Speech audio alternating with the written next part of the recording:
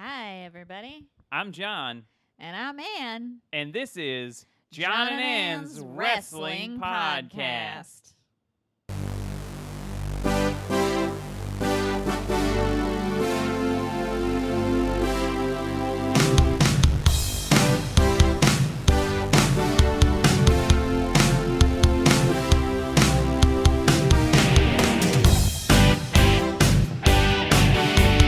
Okay, stop. Okay. I think I was pianoing or keyboarding to the beat of the drums, which those drums are probably also synthesized. So I think it makes sense. Yeah, for sure. For sure, bro. Bruv. Bruv. The Will That Ospreay, makes bruv. sense, bruv. You got it, bruv. Anyway, hi, welcome to the John and Ann's Wrestling Podcast. We're so happy to see everybody. We're so happy to have you back in our living room here. Our cat is asleep nearby, so she's also She's got to involved. rest up for her big night of running all around. Having zoomies at 3 a.m. and being like, it's time for breakfast, right? Yeah. And it's like, no, it's really not. No, but that's what the life of a cat, that's what they do. She fell asleep on top of my legs last night, and I refused to move. Should I go pick her up and make her be on the podcast? Oh, maybe a little later. She's just so peacefully asleep right now. But as we just stated, her peaceful sleeping during the day is simply to gain energy for her That's true. tormenting us later in the night. That's true. I'm going to do it. Okay. Hang on. Here I go. I'm going to vamp. Surely all of this will make it to the final cut. So it's my time to say things that Anne wouldn't approve of on this podcast, you know? And so I haven't really thought of anything to put here. So, okay, I feel like she'd probably approve of a lot of the same things. Is that a cat? Oh, she's so eepy. She is furious. She is pretty mad, I think. She was there she so is. asleep Kathy. when I came over and got her. She had her arm over her eyes. Oh, yeah, she was really asleep. She was really sleepy. Yeah, she's a good girl. But this is our cat, and she's on the podcast now. This is our podcast, by the way. It's just us petting our cat. Yep, pretty much. That's just mostly our life at this point. This is what we do most of the day. That's true. I'm just obsessed over this little cat. But look how little she is. She's so little. She's so small. Sweet. She is very sweet. She's sweet. Is she purring? I can't tell. I don't feel her purring. I mean, she's acting happy, but yeah, I can't feel her purring, and Yeah. I think she's tired and she's very sleepy. Like fine with it. Yeah. But as soon as she gets a little bit more awake and a little bit more energy, I think she's going to jump away. Yeah, probably. But she's going to make a break for it. For now, we got her. We got ya. Kathy, what were your thoughts on wrestling this week? That was John doing it. All right. Okay, I thought that we could have sold it, but that's fine. We can just... No, I'm not going to lie. We're on cam. I'm trying to work people can here. See. I'm trying to work. They don't know. Insult our audience's They don't intelligence. know nothing. These marks. Oh, I love that she's sitting on me for this long, even though she's so tired and fed up with me. Yeah, she's going to move. Right, there she goes. Bye, Kat. She's done. That was field reporter Kathy. She's going to inspect some boxes now. She's over it. Oh, yeah, her new cat tree came. We need to put that together in a minute. Yeah, she's gonna love that. She can sleep on it. Yeah. Anyway. Okay, so first, that was cat news. That was our new segment, cat news. Yeah. I have a question for you though, John. You have a question for me? I got a question. Can you smell? Can you smell? I can. I had COVID at one point, and I literally could not smell for about a week. Very strange sensation. But now I can smell. What is that in reference to something? I just wanted to check in on your... It doesn't matter! That actually scared me. I know, I'm sorry. And I think it scared the cat. I'm sorry. She's staring at us very concerned right now. This is not... We love The Rock in this household, but this is not a Rock household. It's funny, too, because I tried to remember what... I knew that he would interrupt people, but I was like, forgetting. I was like, what was the bit? And it was usually he'd be like, what's your name again? and then you would start to say, or who are you? Is usually he Oh. would, and then something like that, and then he would be like, you would start saying your name or explaining who you were, and then he would just cut you off and be like, it doesn't matter. And I know that mostly because somebody did that to me in high school. I was a new student at the school, and they were like, what's your name again? And I started to tell them, and then they said, it doesn't matter what your name is. And then I hated that person, I think, to this day. So that It's kind of funny So- because it's like you should have enjoyed that. yeah, I don't know. That was also an introduction to me getting into wrestling. Like, I did start getting into wrestling after that, and then I got like really into it, and then everybody else got out of it. And here we are now today. Today, and you're Doing still this. mad at that guy for dropping a Rock reference on you. Yeah. Well, it wasn't just dropping the reference. I mean, he was rude. So, what are you going to do? Look, Yeah, I'm sure okay. I've been rude to other people. Was that for guy's this name Dwayne Johnson? No, I mean, I could say what that guy's name is, but it feels petty at this point. Because is it Austin Theory? No, it was not Austin Theory. Is it Dalton Castle? When I was in high school, Austin Theory was perhaps a newborn baby. Was it Jordan Oliver? I thought of Jordan Peterson first. No. Jordan Oliver is which guy again? From GCW. Oh, right. Jordan. Oh, my God. My guy. 845. My guy from Newburgh. Yeah. That's right. I thought, you know why I forgot for a second? Because it sounds so British. Jordan Oliver. But it's not. It's my guy from Newburgh, my boy, Jordan Oliver. Yeah. I support him in everything he does. Yeah. We have to edit this out. Even though he bullied you in high school? No, he was but a newborn babe when I was in high school. Newborns can bully. They can. You ever been around a newborn that wasn't that into you? It is the worst bullying. I swear, I've never been made more insecure than the way that some small children have made me feel. Yeah, if you ever if somebody's like, oh, hold the baby, and then they like cry and Yeah. hate you, and they're just like, oh, they're just and it's just like, but then they don't cry when anybody else holds them, and you're like, okay, it's Yeah, neat. There's that's like something the about me. deepest kind of bullying. Yeah. That's like the bullying where a baby is saying like, instinctive. I know you're not a good person. Yeah, I can feel it. I can feel it in my baby bones that you are an evil, evil person. Yeah. And then you have to be like, well, what? I'm worried the Great baby christening. thinks people can't change. Anyway. Anyway, Anyway, The Rock came back. all that to say, The Rock returned. And I mean, what is there to say? The Rock came back the very next day. They thought he was a Connor, but The Rock came back. He just couldn't stay away. Remember that? Cat came back?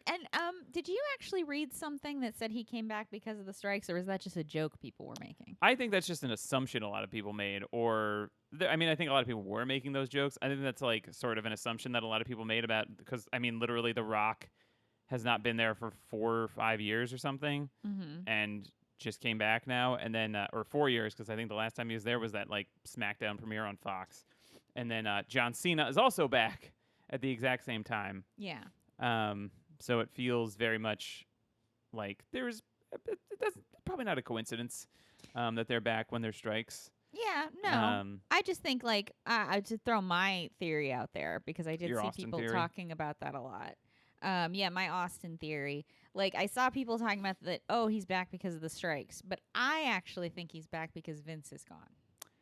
Because this is the first. This was the first SmackDown where Vince is no longer the head honcho. He's not in like full control. Like he's still on the board and stuff, and he still has a little bit of ownership, but he's not a controlling partner anymore. Like he literally cannot make decisions the way he used to. He couldn't at this point come back and do a hostile takeover like he did last time. Yeah, and regardless of how he may feel about Vince personally, I'm not trying to act like The Rock is some great guy who's like taking a moral stance. I'm sure he loves Vince. Right, and also like he came back at all without saying anything about the accusations or anything like that. So I'm not trying to say he's like some heroic fella who like is morally against working for Vince. I think he's just a smart celebrity and knows that like it's in his best interest to have plausible deniability should he ever get asked about the allegations. Yeah, he's like, well, now it's a new era. It's there's a lot more cooks in the kitchen now. Yeah. It's like I don't think Cena is as savvy. Exactly. I don't think Cena is as Hollywood savvy as Dwayne Johnson is. And I mean, Dwayne Johnson has been in Hollywood for a longer period of time. And Cena also, it's funny because Cena, he really appeals to kids, and he really does kind of strike me as like a big kid. Yeah. He's a strange guy. I mean, I've always kind of thought that Vince had I made that joke to you. It was a joke for legal reasons. It's a joke. I made a joke to you that Vince has bodies buried for that guy. I really kind of feel like there's something. I mean, it wouldn't be the first time that Vince has something. literally covered up murders for wrestlers Yeah, of his I'm thing. not accusing John Cena. I don't think that John Cena's murdered anybody. Yeah, I'm not but accusing John Cena of murder. I'm just saying there I is think it's literally at least one person in the Hall of Fame that is probably a murderer. Yeah, and there's just a lot of questions that I have about why John Cena would go so hard for a guy in the year, because we talked about it on this podcast. Like Cena came back like at the height of all of this fallout. Vince is literally being investigated by the FBI. Yeah. He's like a man kind of on the run. He's growing a mustache. He's dyeing his hair. Like That's true. He's preparing to leave the Like United Vince States. never heard of him. Like literally, I would not be surprised if Vince McMahon was preparing to leave the United States to avoid what is happening to Donald Trump right now.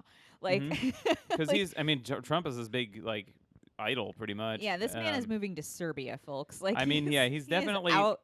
He is out he's the door if they try to arrest him. So, he's really trying to like no sell what's happening, but it's a big deal. Stuff's happening, and when you're under federal investigation. Yeah, I know that sometimes guys like that will try to make it sound like this is just a day in the life of being a billionaire. Yeah, that it's like FBI's investigating you, and it's like no. Yeah, sometimes the government comes after you because you're too successful. Yeah, and it's like actually the government does not often come after successful people. No, because they share a lot of the same interests. They famously let Elon Musk make decisions at the Pentagon. Mm-hmm. I mean, come on. But anyway.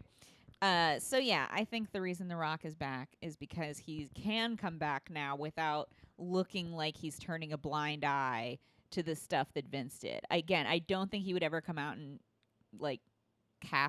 say something bad about Vince unless Vince does get arrested and put away. And then he'll be like, convicted. they're thinking back. Then I think he would probably change his tune a little bit. Yeah. But I think until that happens, he's just going to be politely distancing himself. There was a cat politely waiting for you to pet her. This cat is... Now she's into being on camera. Yeah. Is she on camera right now? Can you guys see her? Just barely. Just barely. There she is. There's her little head. She's barely on cam. Now she has opinions about The Rock. She does. She likes The Rock. The Rock helped me get a career. Oh, yeah. The Rock, I owe my whole career to. Such as it is. Anyway, what did you think about The Rock's return? I thought it was, is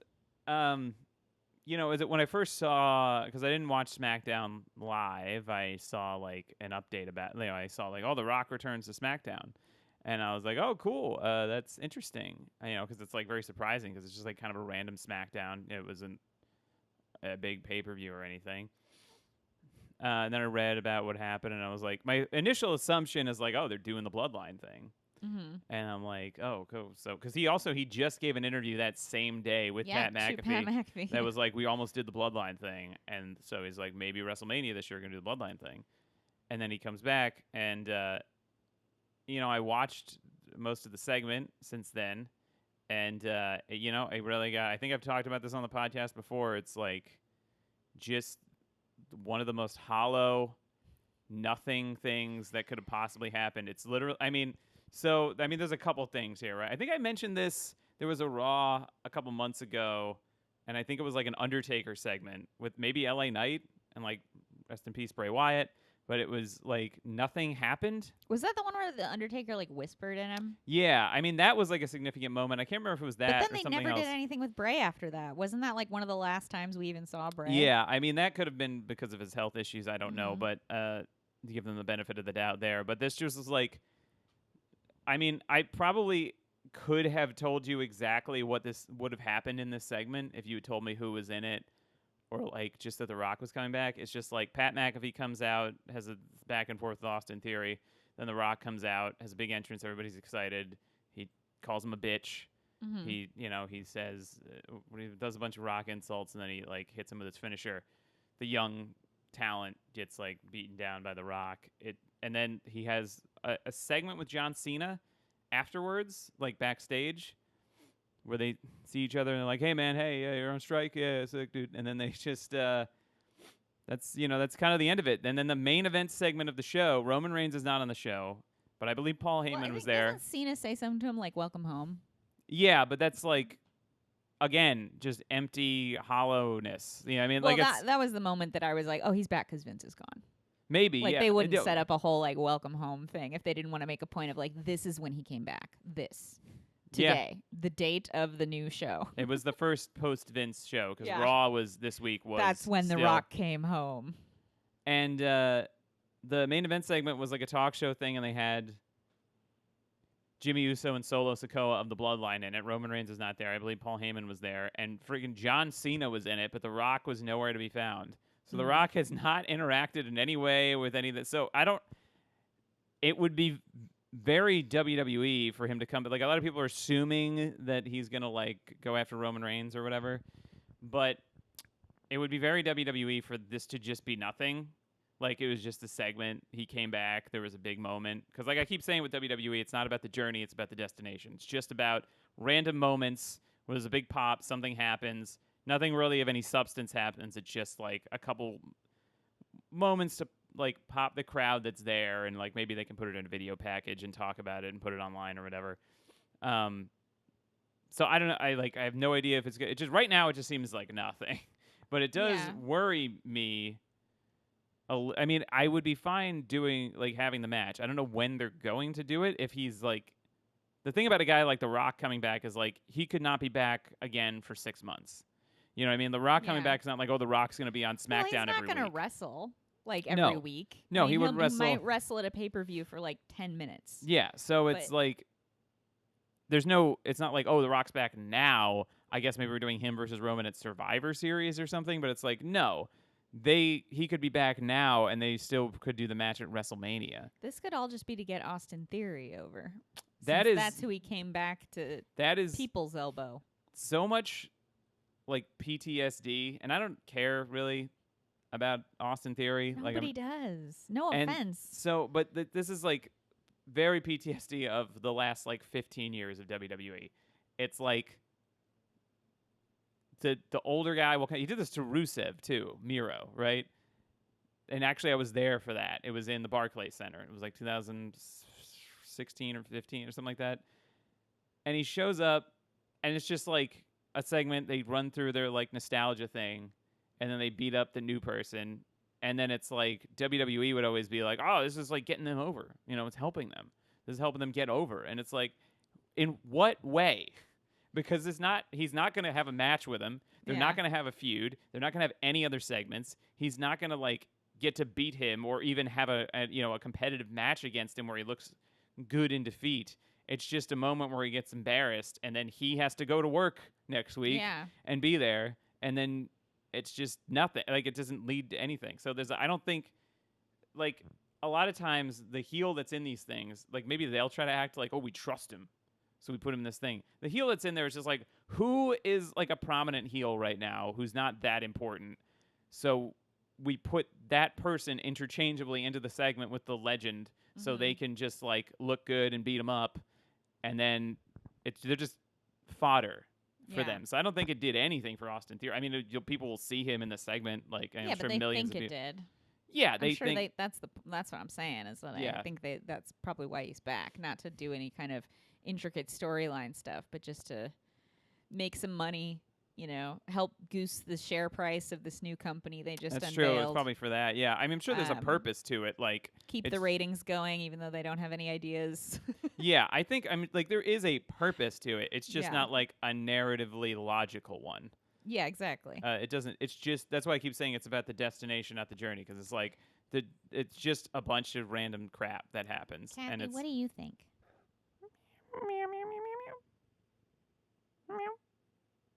I was hoping we could get her purrs on the mic, but doesn't seem like they're picking up because they're so quiet. She's so small. Her snores, she does little snores, and they're just she does little tiny snores. They're just like these little tiny, they're tiny just little honks. squeaks, little just honks. Yeah. God, it's like if you imagine a mouse snoring, that's what it sounds like. It's the smallest little noise from the smallest little cat. It's not a honk shoo or a me me me me me. It's just a little squeak. Yeah. Sorry, this cat. We love our cat too much. Now I've brought her over here, and she's hellbent on distracting me from this podcast. That's okay. I got a lot to complain about with The Rock. But I No, mean, I look, know. it's cool, I guess. Like, could he be, like, if they do that Bloodline storyline at all, I think they missed the boat on it. But obviously, if The Rock is back and if they do it, it'll be big no matter what. Even if they missed, like, the height of it, Mm-hmm. it'll still be a big deal. But that leads me into, because I've had discussions about this, the logical thing seemed like they were, I guess, leading to Cody Rhodes eventually like going to SmackDown, because they're also apparently Yeah. hinting that like Jey Uso going to Raw and Cody Rhodes pulling the strings for it. Like there's a trade to happen to SmackDown. Mm-hmm. So it seems like maybe Cody will go to SmackDown, so then he'll be on the same brand as Roman Reigns, so he can go after Roman Reigns' like older world titles and not like the new one they just created this year. And so it seemed like at WrestleMania 40 in Philadelphia, they would do Philadelphia. home of the Liberty Bell, right? They would do We're gonna be there. the American Night. We will be there. They would do the American Nightmare. Cody Rhodes finally winning his world title in WWE. But now, who knows? Because if The Rock is around and willing to appear and do stuff, then maybe they'll do the match they were going to do last year, Yeah. Rock versus Roman Reigns. So Well, strike could be over by then, and he could be busy. that's true. He could be filming somewhere in But Australia. I think a lot of people are wondering, and I've been saying that I don't think this will happen, but who knows? Will Cody Rhodes ever actually win any world title in WWE? No. You don't think he'll ever No. win a world? We have 3 world titles right now, Yeah. and he will not win a No. single one of them. No. Not even the new one. No. I feel That's- like here's the thing that I Okay, thought, go on. and I know I've been saying this "I told you so" ha ha ha thing since we watched WrestleMania, but like truly, they have no reason to. The only thing that they would get out of that is making AEW look like they are a place where champions come from, and they would never ever ever do that. And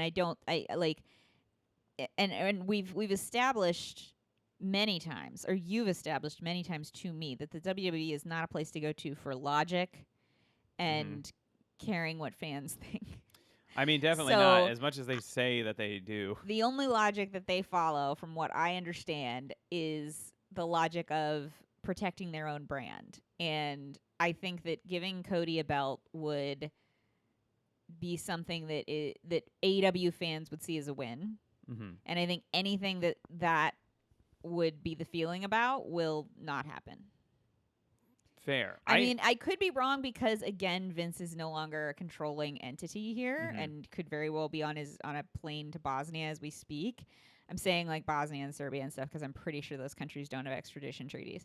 But like, he would still be making like remote changes to Raw. yeah, though. for Like, all we know, like he's still on Zoom. So like, he would be like a Roman Polanski. I could be mean, wrong it's- because maybe somebody at Endeavor is like, oh no, we want to have Cody Rhodes be the face of this brand for a little while. Mhm. But I just think odds are they will go harder on Austin Theory than they will on Cody Rhodes or LA Knight. or LA Knight.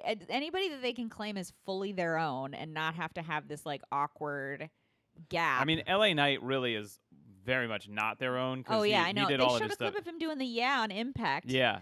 So, and let me talk to you. Like all of that Yeah. is from there. But Impact is, no offense to them. They're not a competitor for WWE. Yeah, they're less, No. especially now, Yeah. are less. But when it was like TNA and it was like 10 years ago, Yeah. it was a lot more like they didn't want. It was like AEW, even though it was not as big as If AEW, anything- but they were like they didn't want to talk about Yeah. it. Now they're a little more. If anything, WWE like putting the belt on somebody from Impact is eating AEW's lunch. That's true because they're like- that's what AEW is for, is to bring these guys up from these smaller promotions and indies and give them the accolades that WWE never And did. also So if WWE starts doing that, it's like, oh no. and also it makes WWE be like, or it makes Impact. It's like WWE saying, "Hey, look, Impact is like better than AEW somehow." Exactly. they're Like if you they're- really they're- want, those guys if are you, champions. if you really want to be in the know, you'll watch Impact, knowing that most people are probably not going to suddenly start watching Impact. Yeah. So I don't yeah. know. I do agree that there's not going to be any like logic to it. That like just because it seems like the story that must be finished is going somewhere. I don't know. I don't think necessarily that is indicative that it's going to happen because WWE does not really adhere to any sort of logic. they do push him so hard as like a top star. Like he is clearly more important Yeah. than anyone else. But WWE, as I've said before, with the whole thing where it's like, oh, this helped this person getting beaten up by The Rock, and it's like they do love to do that thing where they're like, no, he's a top star. It doesn't matter if he has a belt, and it's like that's kind of true, but also bullshit. So No, exactly. I don't. I still think that he's going to win a world title at some point. Will he beat Roman Reigns to do it? I can't say. Will he do it at WrestleMania? Who the hell knows? Maybe, but it could also just happen at like, Fastlane next year or something. I think he definitely wouldn't beat Roman because that would be like saying, look, this AEW champion can beat our huge 1,000-day whatever champion. Yeah. I think that would be something they would never, ever, ever do. So far they haven't. Yeah. And I mean, Maybe I he'll don't beat know, The Rock. but I agree with you. I think their thinking is, well, he's a draw if he's on the show, so why do we have to give him a belt? Because we can just have him on the show without ever giving him a belt. I mean, like, and also for them, that's having your cake and eating it too. there is also money in the chase. I mean, like, to be in their defense, it is like, if he had just won, it kind of would have been over and we would have had a Cody title reign. But if he doesn't win, because it seemed like he was going to win, and now there's genuine doubt that he will ever win. Whereas like a couple months ago, I was like, well, he's obviously going to win it. And now it's like, even me who still believes that he will win it at some point, it's like, maybe they won't. Well, and there's money in the chase because we believe that he's going to catch it. Yeah. They want you thinking that. Mm-hmm. They want you to think they're going to put a belt on him, but I just don't think, knowing everything we know about the WWE and how it runs, I do not think they would ever put the belt on somebody coming over from the challenger brand. Sting, after 15 years after WCW went out of business, Sting finally came to WWE and had his first WWE match at WrestleMania 31 against Triple H.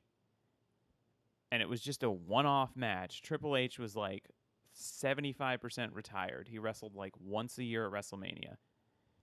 He was in charge of the company. He had won everything in WWE. Like, he's done every single thing you can possibly do. And ran creative and, like, made sure he was the world champion for a long time, right?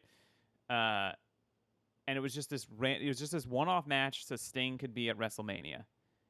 And Triple H won. And then I think Sting had 4 matches in WWE. He lost that one. Then he, like, beat Big Show, I think, by disqualification, which led into a tag match. It was like him and Cena versus, I think, Big Show and Seth Rollins, which they won, Sting and Cena. And then he lost to Seth Rollins, challenging him for the world title later that year, and got hurt and had to retire for a while. So I think Sting is like 2-2 in WWE. And it took 15 years? It took 15 years because Sting didn't want to go to WWE for these exact reasons. Sting went to TNA because he watched all the guys from... So when WCW closed down, when they bought him, a lot of people had these like crazy guaranteed contracts from Time Warner. And they were getting paid no matter what. And WWE didn't want to buy all of these contracts. So people like Goldberg and Hogan and Nash and Hall and Sting had these like really expensive contracts for millions and millions of dollars. And they were like, well, we won't do that. So they let a lot of those get paid out by AOL Time Warner. And then they did their own, like they brought some of those guys in later. Sting elected not to do it because he was watching WWF and he saw it doesn't matter. He saw The Rock talking to Booker T, who was the WCW World Heavyweight Champion when it closed, and so he was the first guy with that belt on WWF TV during the invasion. And so The Rock was like, "Who are you?" And then Booker T starts to be like, I'm the WCW World Champion, Booker T. And then The Rock cuts him off. He's like, "It doesn't matter who you are." And then it's just like, and then Booker T just like lost a feud to The Rock, and then like was kind of around. And Booker T had a good WWE career overall, but Sting saw that and was like, "Okay, fuck this. I'm not going there." And then he got called a racial slur by yeah, pretty the much owner of the company. Oh on yeah, TV. So that was So that was fun. yeah, that was a fun chapter in everyone's lives. It was.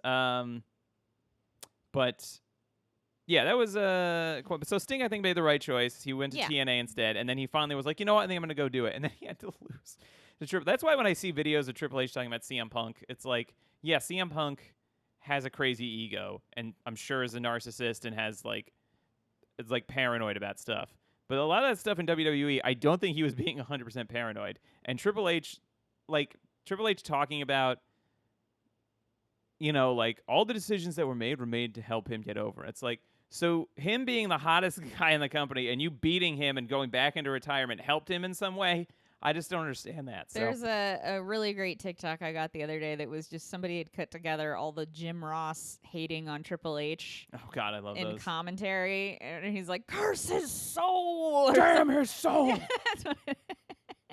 That was because he like screwed Steve Austin out of the title or something. Yeah, it doesn't show anything that's happening. It just shows, and he's like standing up. Yeah, and he's like, "Ah! Damn his soul!" It was just that was peak JR. I'm not saying Triple H isn't a great legend and all this stuff, but I'm not saying CM Punk is whatever, totally innocent or whatever. But it's he's like simply the heir to Vince McMahon's legacy. Yeah, the Triple H stuff is like, all right. I'm sure like a lot of this is true. I totally get your perspective on this. I'm sure you weren't like obsessed with keeping CM Punk down and all this stuff, but like let's not act like there was no truth to any of that. Yeah, let's not act like he wasn't obsessed with keeping himself. Yep. In the I just was told to win. I was told to win. It's fucking Sting. You can just be like, let me just lose to Sting. You know what I mean? Like it's like when John Cena beats somebody or does something like dumb in storyline, and he's like, well, I just do what I'm told. It's like, dude. You can say something. Yeah. You can say, like, I don't think I should win. Like, you know what I mean? It's whatever. Anyway, we should move on to our second topic. So there's another Samoan guy. It's not all about The Rock. No. I think, talking about world titles, I think Samoa Joe should win the AEW World Championship. I think he should beat MJF. I love MJF. I totally see the value in MJF retaining. I 100% believe that's what's going to happen. And that's totally fine. It's probably what should happen, really. And he'll bring it into 2024. Because when he won the title, I was like, he's going to have it until 2024 because they keep talking about that and the bidding war. So it's like, there's money in that. But, like, why can't Samoa Joe win it? It breaks down MJF and Adam Cole's relationship a little more. And Samoa Joe deserves to win a world title in a big, like, national company. He was the TNA World Heavyweight Champion one time, which is great. And he was possibly the most legendary ROH world champion ever. But he should have been a world champion in WWE. He just like got there a little bit late and then challenged for it a bunch. But he should have beat Brock Lesnar at the legendary Great Balls of Fire pay-per-view. But that's neither here nor there. He's got an AEW world title shot this time. He's been absolutely incredible in AEW the whole time. And honestly, he deserves a world title reign just for making that CM Punk match happen at All In. I mean, it's like this guy is like a legend of legends. And like everybody loves him and respects him. And it would just be like, MJF is beloved. People love MJF. He will have a lot of supporters, especially in New York, I'm sure. But I will tell everybody right now that Samoa Joe is probably going to have the majority of the support in that because people want as much as Joe is trying to be like a real piece of shit in this feud. It's like people just love him so much and he's so good. I really want him to win that title, and I think he should win that title because MJF could also win it back later. I know it's like not as cool to not have a long title reign, but it's like why not? Let's just have Joe win it once. And at first I was like, well, Joe probably won't win for every reason, but also like, for all the logical storyline reasons, but also because he's got that ROH TV title. I'm like, well, they're probably not going to have him. But MJF's got an ROH title too. So what's the difference? Anyway. Okay. Should I offer what I think? No, we can move on. Yeah. Gotcha. It doesn't matter. No. Yeah. What really. do you think? Yeah, sure. I mean, I think Samoa Joe winning it, I agree with you for all those things that you said. I think that it would be cool to have him as champion. I don't want him to beat MJF right now, though.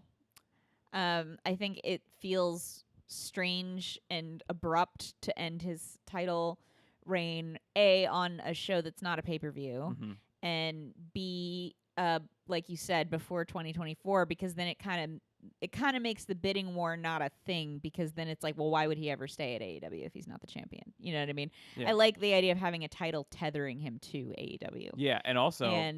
Oh, go ahead. They could also do, which I think was kind of what they were going to do before CM Punk left. I mean, it doesn't matter. CM Punk doesn't have to be there, but a lot of the stuff that MJF does is, or not a lot of stuff, but MJF does like to go.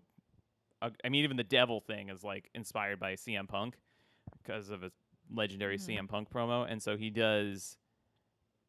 When CM Punk was going to sign with WWE, he won the ROH World Title finally after many years of trying on the show that was billed as his last show with Ring of Honor.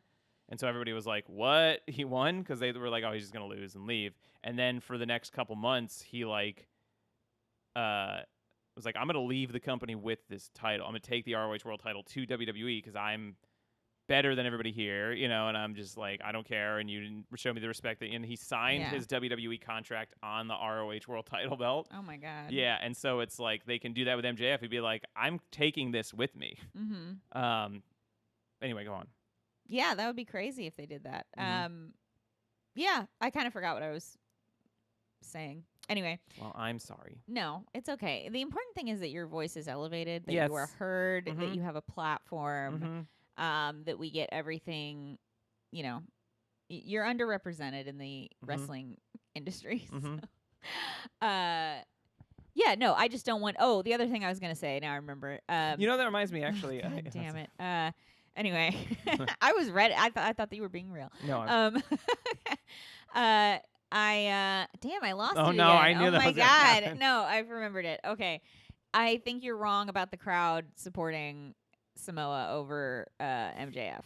And I know his name's not Samoa. Sorry. I just sometimes I abbreviate the things that I say. CM and Samoa. It's just funny. I know. Sometimes I do it. Anyway, Okay. So sorry. Yeah. You know what? I'm just not going to talk for the rest of this episode. Let's just do burn it. through what you need to say. What you're going to say. The crowd is not going to support you. Because it's New York. I know. You know, New York is MJF's town. We're MJF and Eddie Kingston people. You know, we're here for them. I support Joe. I'll cheer for Joe. I'm not going to boo Joe. But I think people are going to be behind MJF. Okay, maybe I'll amend this. I think more people than normal will be cheering against MJF. I think it's going to be one of those things where everyone's cheering for both those guys. Yeah. Both those guys. My other joke was going to be that when we were talking about The Rock, he'd be like, so Austin Theory, so it was Austin, Pat, and The. Because you like to go with the first name, and The Rock's first name is The. But yeah, I think Joe should win. I'm saying it, calling it right now. Joe should win. All right, well, you're wrong. Great. Okay, Impact. You want to talk about Impact? Yeah, I figured we'd touch on Impact 1000. I watched most of it. I got spoiled in the main event, so I didn't see that part. But, it was a fun little show. I like Impact. I like that they're there. I like that they're, I'm a big Alex Shelley mark, so I'm very, I am more drawn to watch them because Alex Shelley is the Impact World Champion. Another ROH legend who also was in TNA for a long time at Impact, and he's done everything there, and very happy to have him be the Impact World Champion. I liked they gave the Knockouts division, the women's wrestlers, the first 2 segments of the episode. Yeah. And I think I've decided it's AEW does the women's main event, they'll do that. They did that on Collision and Rampage. But I think the real trust and the real confidence is letting somebody open the show, because that's harder than the main event in a lot of ways. You know what? AEW, was it Dynamite this week? Had 2 women's matches right before the dark matches. They had Sky Blue and Marina Shafir in a dark match, and then they had a dark tag team match with Anna Jay and Taya Valkyrie over Ari Alexander and Shauna Reed. But I was looking at that and I was like, what? That's a great little couple matches there to not have on TV. I can't believe Sky Blue and Marina Shafir couldn't be. Also, a dark tag team match sounds like a House of Black thing. It's this will be a dark tag team match. Yeah. But so it seems like they're warming up to the idea of putting more women on these shows. Again, on ROH, which Tony Khan also books, there are multiple women's matches on the show, and Athena, the ROH Women's World Champion, is one of the was one of the main characters of the show every week. So it's I do think it does feel like there's some studio stuff going on. But but it's a fun little show. It it felt it wasn't the stakes weren't super high with anything, but it was cool to see everybody. It's cool to see all of the knockouts past and present. Glad Mickey James is there. She made her return because Oh yeah, that was cool. I was like, oh man, I hope she can come back because I knew she was injured. She had a great outfit on too. She did, and I was like, I hope she gets to be here because it really would like feel incomplete without her. Because I'd say the biggest, if I was to pick like 3 people from the history of TNA and Impact that were like super important to building that knockouts division, and making it be a destination for women's wrestling, I would say it's Gail Kim, Awesome Kong, and Mickey James. That's not to there's a lot of other people that were hugely part of the Beautiful People or part of it. Mm-hmm. Hearing the Beautiful People's entrance music again because I used to watch TNA a lot, I was like, oh right, I remember that song because they were on every week. Yeah. And Tara, who somebody mentioned, formerly Victoria in WWE, she was also a big star there for TNA. But yeah, so anyway, it was a fun little show. Team 3D came back. Devon, Dudley, formerly the Dudley Boys, but it's Bully Ray and Devon. Devon was retired, and he made a little comeback match, and he looked good. Yeah. You know? Yeah, it was a fun show. I watched it also, and I enjoyed the knockouts part of it. And yeah, it was great. And I like these Joya guys. Yeah. Joe Hendry and Yoya Uemura. Yeah, I love Joe Hendry. I've believed in Joe Hendry for months now. Mm-hmm. Maybe a year. I think it's been almost a year. Probably since that like little RC car match. Well, hang on. Cage match again? Let me Google when this happened. When I Believe in Joe Hendry came out. Yoya Uemura was also a great.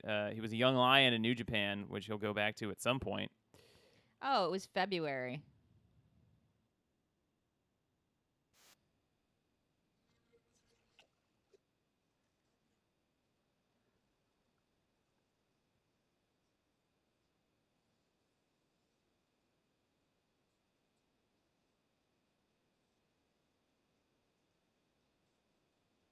Anyway, I won't make everyone listen to the whole song, but yeah, I've been a big Joe Hendry mark since that song came out. He loves it's clapping. It's a good song. The video is him clapping strongly. Mm-hmm. He's a strong clapper.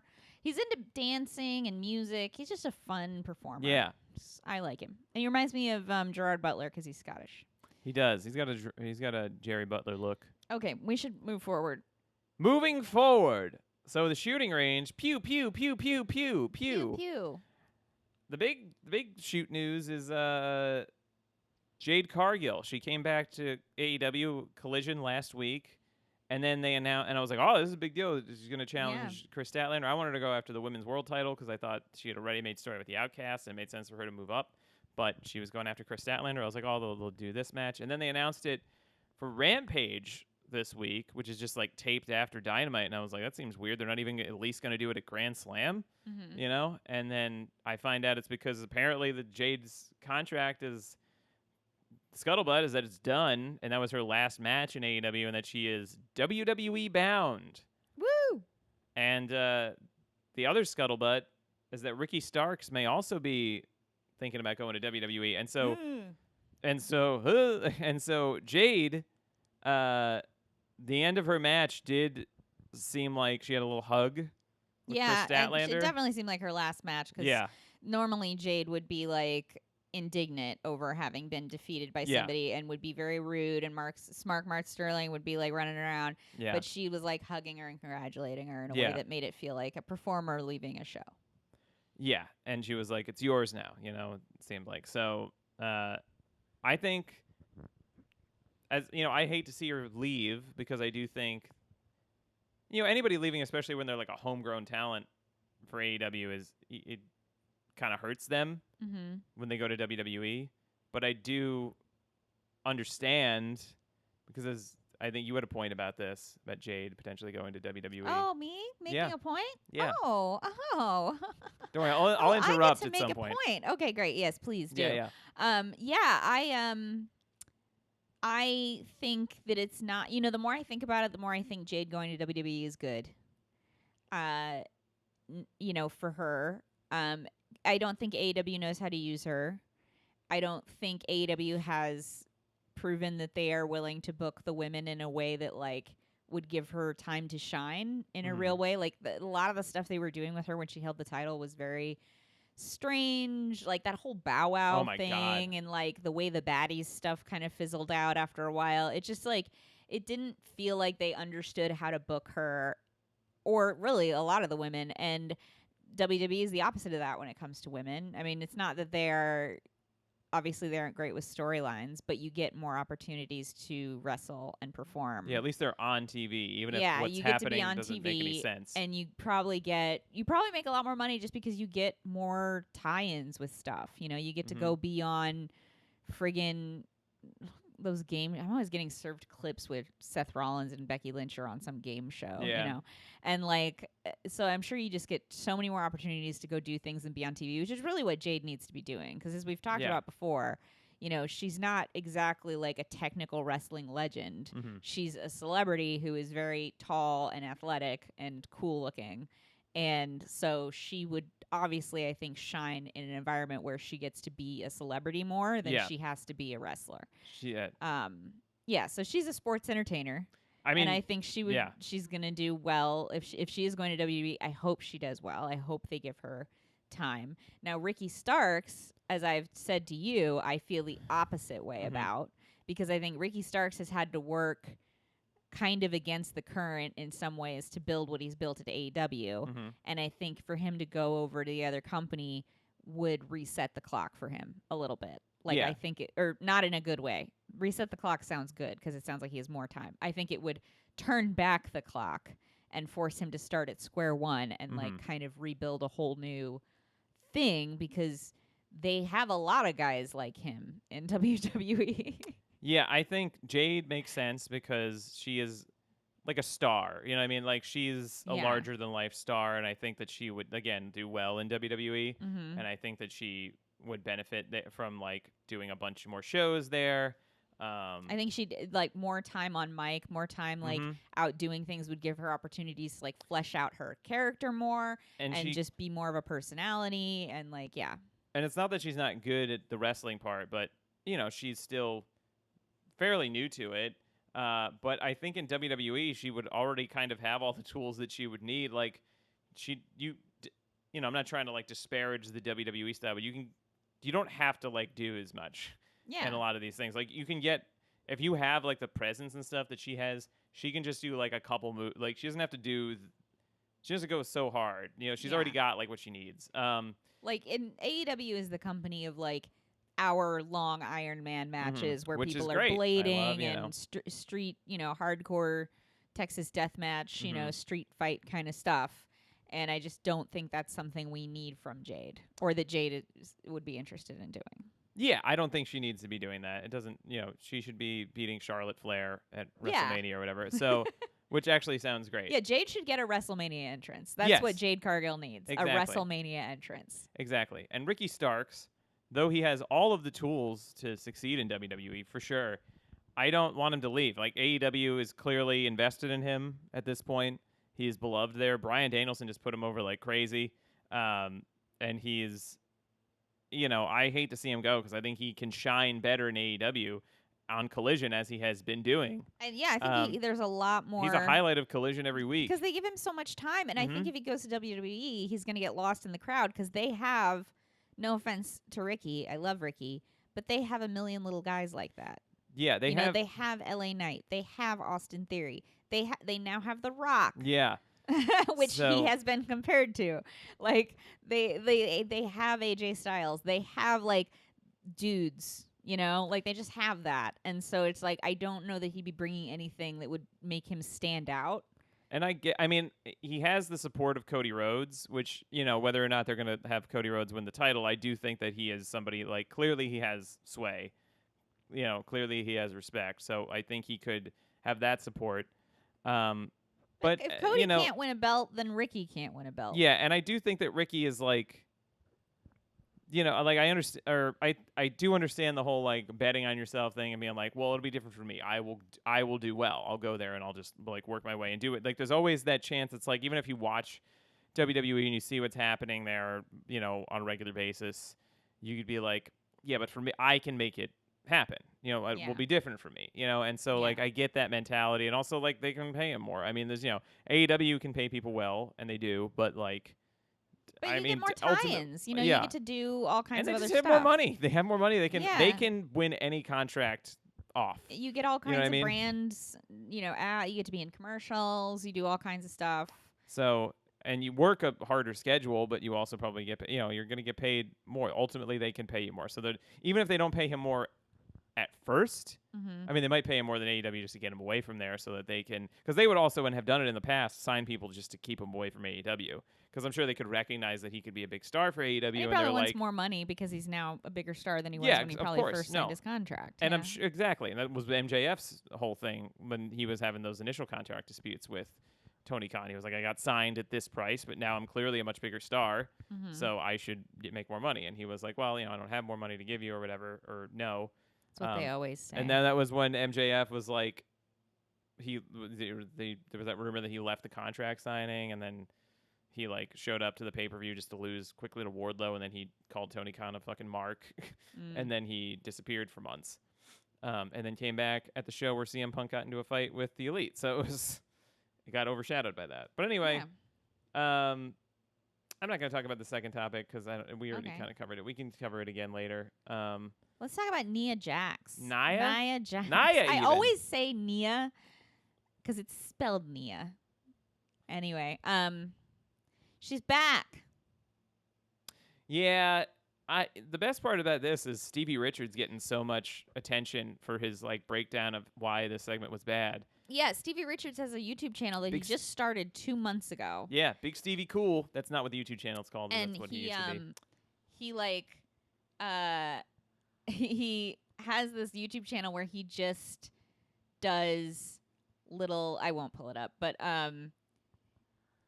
he just does wrestling analysis, and he has a little pen that he can write on the TV with, like it's election night or like a football thing, and I just love that. Like I'm like, this is what I want. After every I wish we could do that. We could try. But I don't think we know enough about technical wrestling. No offense. I mean, we definitely don't. Because he's done it. So he has a unique perspective where he can be like, this hurts, and like, this is the way she should have done this. I think he was also a producer for WWE at one point, so he would also understand how to like put. Not that a wrestler would also understand how to put matches together because they would work with the producers. But he understands how they do it. Yeah. Yeah. So it's a really good. Check it out. I forget the name of it, but it's Stevie Richards. Just look up Stevie Richards' Just look up YouTube Stevie channel. Richards. The clip of the Nia Jax thing is going around TikTok too, which is where I found it. It's very viral because people don't like Nia Jax because she. I mean, I'm not trying to comment. She works rough. She works rough. Stiff. She has been linked to. I'm not trying to come out and be like it's all her fault and she sucks and she's terrible and she's dangerous, but she's been linked to a lot of injuries. And she's also just never.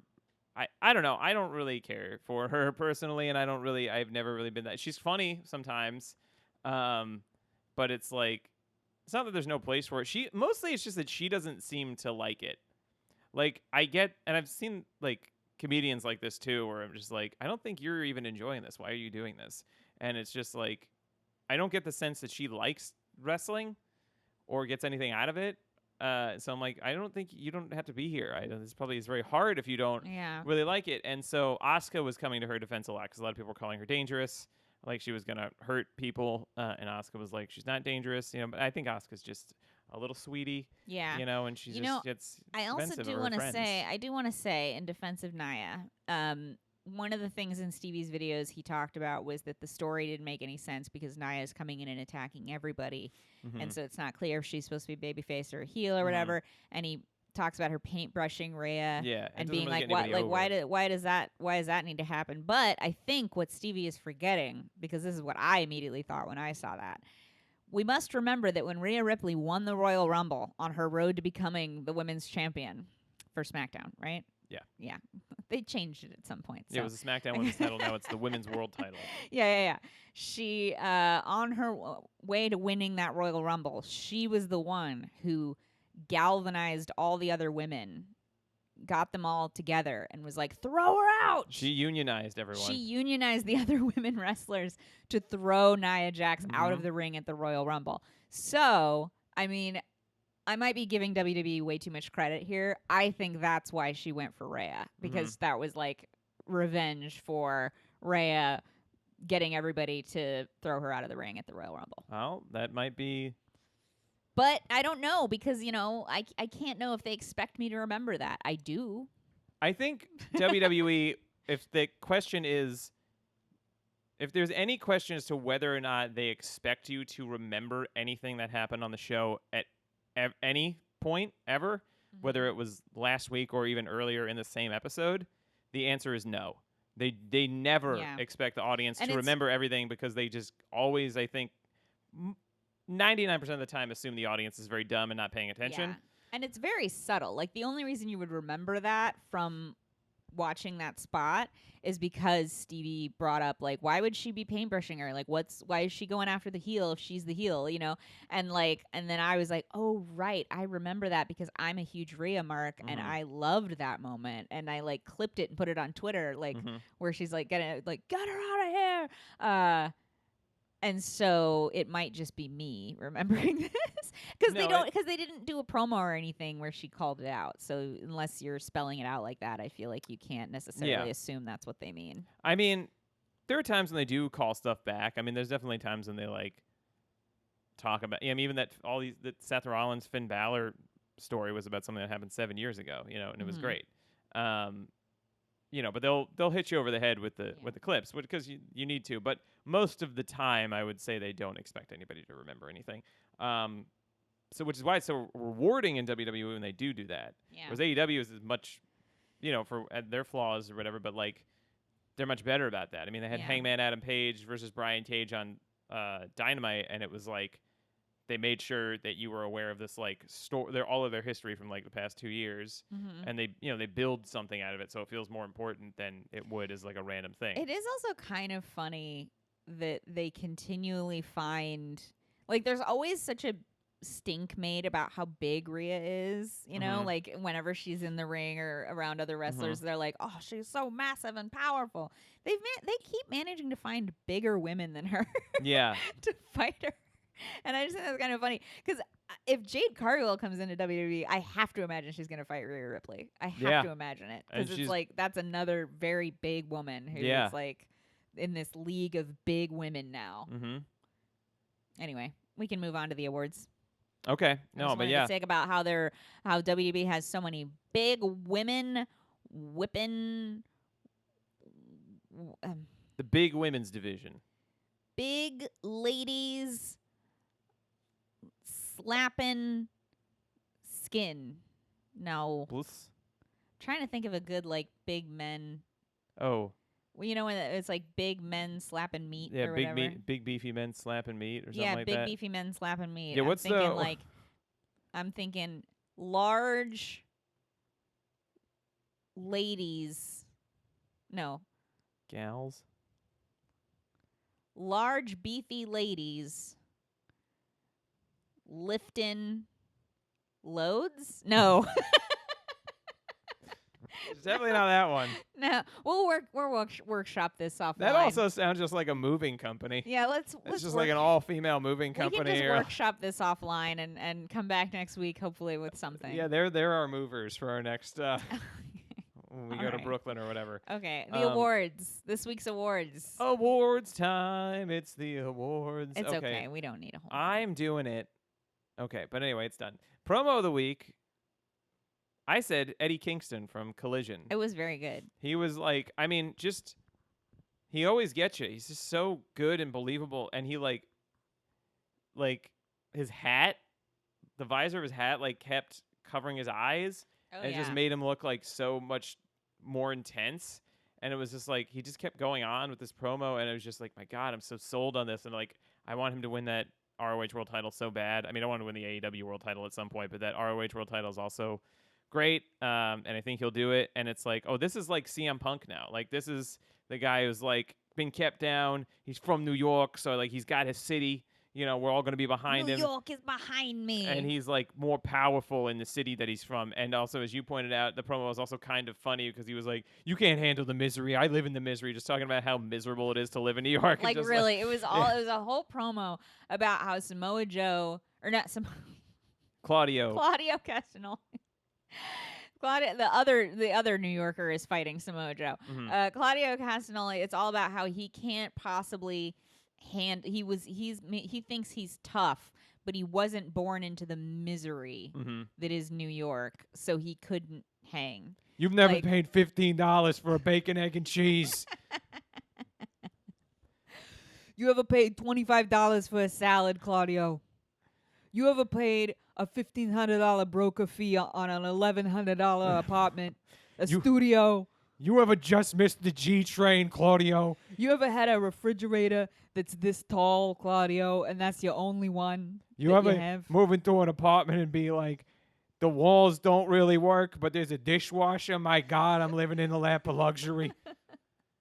You ever do that, Claudio?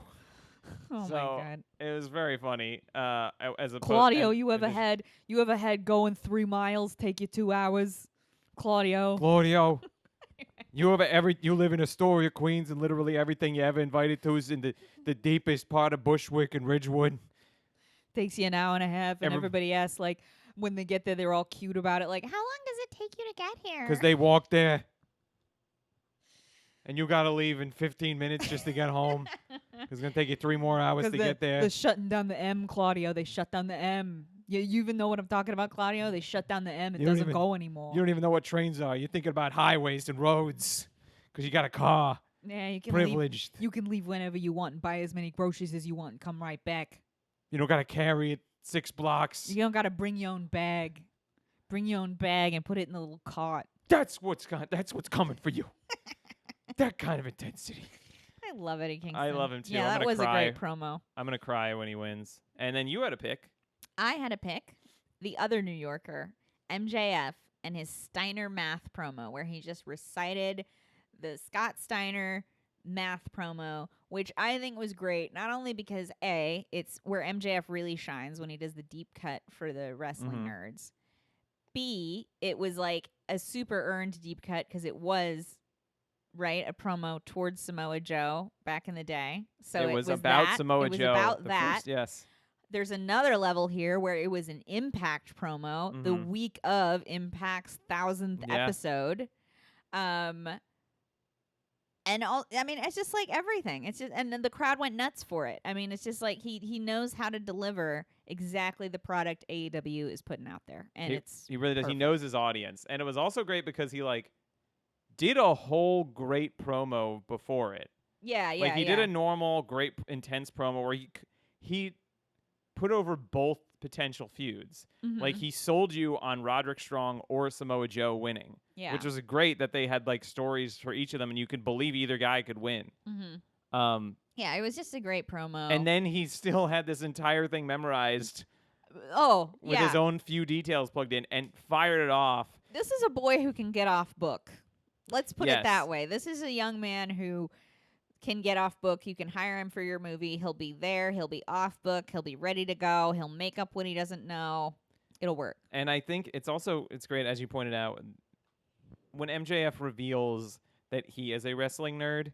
So, he likes to, and believably seems like he's above it, and he's like, I'm too important, and I don't care about any of this, and I'm just, here for the money because I'm great and everything, and it's but then he'll pull back the curtain and be like, I am a little wrestling fan, and I love wrestling, and I love being here, and you I do realize- have friends, and I love it here. You realize he is one of the neckbeards, ladies He and is. gentlemen. He might shave it a little more when he's on TV, Mhm. but you can see it growing in. You can Mhm. see that little neckbeard Mm-hmm. just blossoming when he does Mhm. these things. Anyway, So, yeah, that was a great promo. And then we have match of the week. Match of the week. That was math of the week. Now we have match of the week. Oh yeah. I said Chris Statlander versus Jade Cargill for the TBS Championship on Rampage. It That was was a good. great match. That was Jade's. I mean, Jade has had some good some really strong matches in AEW before as the TBS champion, but this was just great, very crisp, very Mhm. intense, very they really laying into each other, and it was just Yeah. it was great. It They're was both the best Jade match I've ever seen. Oh yeah, for sure. And it was Easily. I think Chris Statlander really needed a really. I mean, not that she has not been having good title defenses and good matches. I love Chris Statlander; she's great. But it was just felt like a really big, important match. And it was also the rest of Rampage was not that great. So this was really stood out even more. Yeah. And it was a good moment for Chris Statlander, and it was cool to see Statlander being there with somebody who can match her in power, so that they could, they could do some like bigger power spots. Not that other wrestlers aren't as strong, but like Yeah. Chris Statlander and Jade Cargill, that's their thing. They're It's power wrestlers, large ladies lifting loads. And I mean, large ladies launching loads. No. There we go. I don't think that's. Oh boy. Launching them. Oh, just like, boy. whoa. Just I'm those gonna loads keep are just. workshopping this. Those loads are just launching. Okay. Just Anyway, launching those loads. they're just like, here we go. Okay, So it's- mine, because you picked that one, I felt the need to pick a different one. Mhm. I would have probably picked that one had I not. Mhm. But I want to shout out Asuka versus Bailey Mhm. last night on SmackDown. I mean, it was like not very long, and it was, but it's fun because they're both like pros. They're Mhm. fast. Like the speed is really good. That's good. Yeah. And this had a distraction finish you would have probably hated Course. because it's classic. But the distraction was Shotzi popping up from behind the barrier. Shots and up. Yeah, she popped up from behind the barrier ringside, and scared Bailey. Oh, that's cute. And Bailey was like, ah! And like ran away and then got pinned. But it was just funny because Shotzi also has, I haven't seen Shotzi in a Mhm. minute, but she cut her hair so it's Mhm. like all like pointy and Oh. short. It's like She like she shaved looks her head at one she point. looks like a little gremlin. That's great because at least that's like on game for her. Yeah, You like know, she's a little it's- creepy Halloween lady. Yeah. So it's like Yeah, I'm gonna show you this. But I won't make everybody. yeah. Just listen to our reactions to it. No, I just want to show it to you. I might cut Uh-oh. this out just to. Ah! Oh, she's all spiked up. She looks like Tank Girl. Yeah, she's all and she's all creepy and runs after her, all skinny. She looks like a character from the Super Mario Brothers movie in the 90s. Yeah. That's like what the Koopas look like. Yeah, she just looks like a little gremlin, and I enjoyed that. That's great. I saw Bailey versus Asuka live at NXT Takeover Brooklyn 2 in 2016 in the Barclays Center. It was great. It was like Bailey's last NXT match, I think. They're and it great. They're was- both great. It was great. wrestlers. There's a lot of women's matches, especially on main roster WWE programming, that's like, oh yeah, this was like a takeover main event, or this Mhm. could have been like almost any Shayna Baszler match is like, oh, this could have been like a huge match, and it's just like a 2-minute thing on Raw. But it is what it is. I'm glad that they got spotlight. I know Bailey's not the focus of this right now, and Bailey's Yeah, over anyway. And it's, so she doesn't building to need Io and Asuka next Io week. Asuka. This coming week. Okay. Outfit of the week. I picked Big Bill because Big Bill had the boots that he wore against John Moxley on Dynamite with John Moxley's blood, Ooh. and I like that. I've seen that a few times in Ooh. wrestling where somebody's got like they get some opponent's blood on like part of their outfit, and then they like keep it. Mm-hmm. And so he had like the bloody boots, and also I guess runner up Mickey James in that Yeah, Mickey James was great. It looked Mhm. great. like bodysuit. Yeah, on that was a really Impact. cool outfit she had on. I picked Asuka because she looked really cool. I mean, yeah, it's just her gear was great, but her makeup also, she had, you can't really see it in this, but it was like it's just genuinely terrifying. it was like a green. She's doing like a green stripey now. Yeah. And it's just getting more and more theatrical, and I really like it. I dig it. I dig the short hair. I dig the green face paint. It's just nice. She just looks very cool. She does look very cool. Okay, you don't have a nerd fantasy booking. I had one last week, and I said the one I wrote down, and I forgot the one that I had. I'll say you do yours, and I'll have something. Oh, well, mine is kind of repetitive because last week my nerd fantasy booking was that Maki Ito would crash Sukeban, which we're Mhm. going to see on Thursday. Mhm.